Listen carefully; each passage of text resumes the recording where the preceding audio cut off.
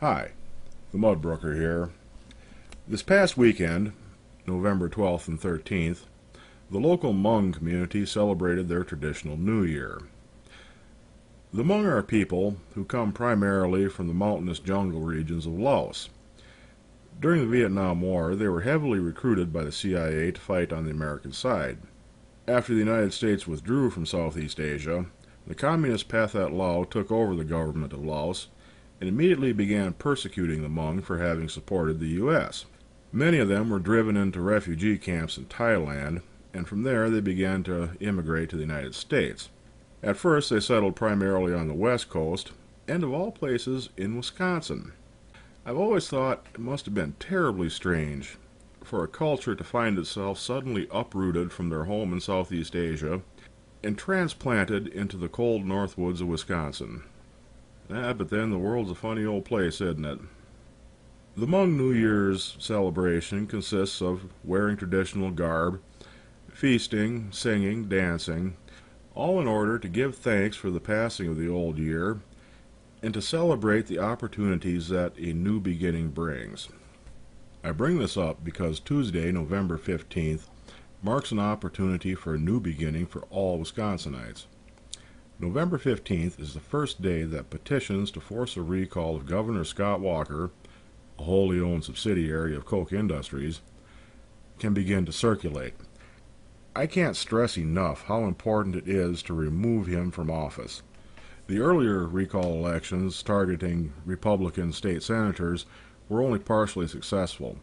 While some of them were indeed removed from office, enough of them came from staunchly conservative districts that they managed to keep their seats and maintain the Republican majority in both houses of the Wisconsin legislature. However, the state Senate recall campaigns were by necessity a piecemeal affair. Only a few of the districts were eligible for recall, but that isn't the case with Scott Walker, a wholly owned subsidiary of Koch Industries, because the entire state can vote on his recall. In order to effect a recall of the governor, we must collect 540,000 signatures over the next 60 days.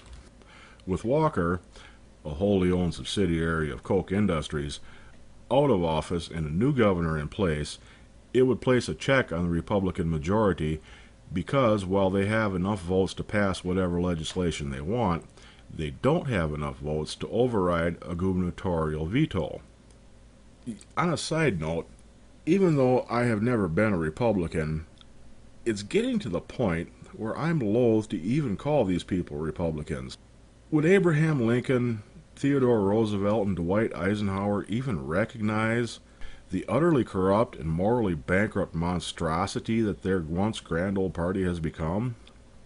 It was here in Wisconsin that the hammer blow of this neoconservative movement first fell. Hundreds of thousands of people took to the streets of Madison to protest Walker's policies when he tried, and succeeded, to gut workers' rights and destroyed programs on which the poor rely. It's also here in Wisconsin that people began to wake up. We began to realize that the freedom of speech and the freedom of assembly gave us power. I believe that this was a direct precursor to the Occupy movements which have swept the United States and the rest of the world. But power is useless unless it is put into action. And this is the first opportunity that the Occupy movement has to put that power into action.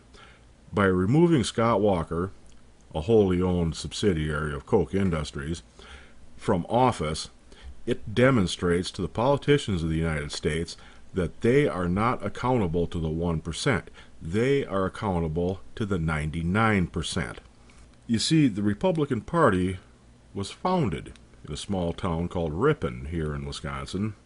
Therefore, it's only fitting that we should take the first steps here in Wisconsin to end the abomination which the Republican Party has become. So if you live in Wisconsin, sign the petition. Get others to sign it. We cannot allow this recall effort to fail. This is the turning point of the Occupy movement. If we fail, the movement dies.